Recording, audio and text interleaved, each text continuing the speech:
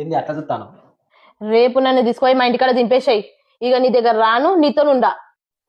అగో నేనేమన్నాను ఇప్పుడు?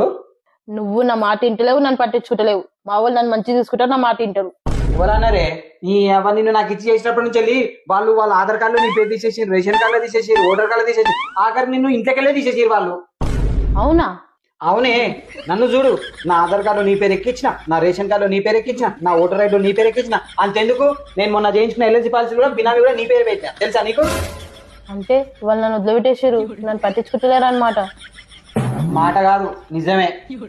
ఇంత చేసినా కానీ మళ్ళీ నువ్వు నన్ను అరుచుకుంటలేవు, మంచిగా చూసుకుంటలేవు అనబడుతుంది నన్నే. సారీ అండి. ఇప్పటి వాళ్ళ ఇంటికే పోను, వాళ్ళ ముచ్చటే తీయ. మీతోనే ఉంటానండి, మీరు చెప్పినట్టు వింటానండి. సరే సరే పోనీ, ఇప్పటికైనా తెలిసింది కదా. అక్కడ ఏముండదు నీకు, మొత్తం ఇక్కడనే, ఏది ఉన్నా ఇక్కడనే. నీ ఇంటి పేరు మారినప్పుడే మొత్తం ఇటే, అర్థమైందా? పడుకో, కొద్దిగా లేచి బొచ్చడి పని చేసుకునే ఉన్నది, సరేనా? సరే అండి. అమ్మో, మా వాళ్ళు నాకు ఇంత మోసం చేస్తారని నేను అనుకోలేను. ఇంకొకసారి వాళ్ళ ఇంటికి పోను నేను.